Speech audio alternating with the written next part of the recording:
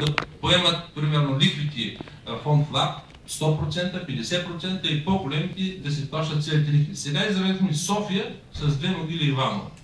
Значи, който е по-силен, естествено ще има по-големи възможности. Лисабонската стратегия, ето говорим за кохезионна политика, за изравняване, просто тук не се прилага и това обрича да по-малките се съобразяват така със своите възможности и да правят, примерно, само едно нещо, което хората, които живеят в София, в Русе и в другите населени места, имат еднакви потребности и искат да живеят хубаво. Тогава, че мисля, това нещо трябва да се направи към правителството и да се промени това деление. Не може да бъдем всички еднакви. И други въпроси, но ние ще ги дискутираме на 18 ще ги дискутираме там. Понеже имаше доста въпроси, трябва да отговаряме бързо. По признатите, дали ще бъдат признати предварително предишни разходи, това ще го дискутираме в четвъртък, като се видим в Пловдив с общините. Там с премиера има малко различни мнения. Според него да, според мен не, просто защото нямаме пари в бюджета. В смисъл, дори концептуално да кажа да, ще ги признаваме, аз просто нямам достатъчно пари да го платя това. До някаква степен това е било и решение на предишно правителство и аз не виждам защо аз сега с всичките проблеми на бюджета трябва да казвам да, преди сте правили решение, сега ние трябва да сърбваме по пари. Така че бих казал, предишните разходи няма да бъдат признати.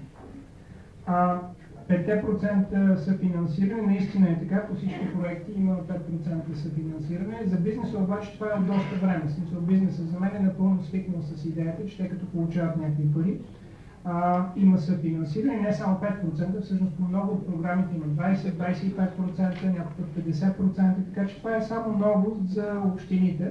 Според мен също е добра иновация, защото ако всичко е свободно общо взето, стават тези абсурди, както в тези райони около Кърджали на ДПС, дето ги владее, имат по 15 водни кули, не знам си какво, села, които имат 3000 души, имат по-добри водни кули, отколкото Пловдив, примерно, което е факт в момента. 5% съфинансиране, според мен е добра дисциплина. Там вече остава темата, която аз поне се надявах да я решим в бюджет 2010, но не успяхме, ще решим в бюджет 2011. Какви са, откъде общините реално могат да имат повече пари в техния си бюджет директно, вместо чрез някакви раздавания.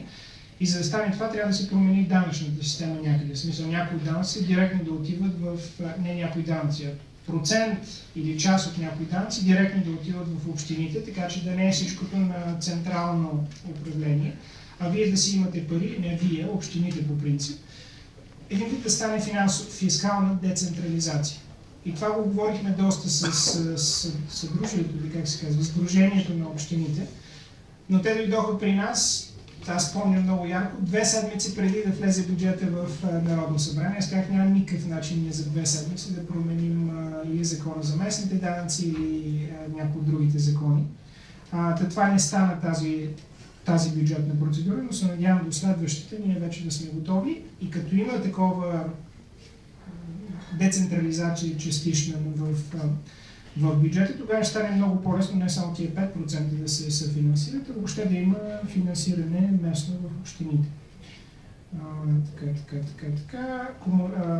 Програма конкурентоспособност доскоро беше, продължава да е най-смешната ни програма от европейските фондове.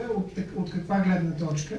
Че до, мисля, 1 ноември, значи това е 2 години и нещо след като програмата е започнала, по нея реално бяха разплатени 1 милион и 200 хиляди лева, от които 1 милион и 100 хиляди лева бяха командировки на хората от самата програма, които са ходили до Белгия, до Холандия за обмяна на опит.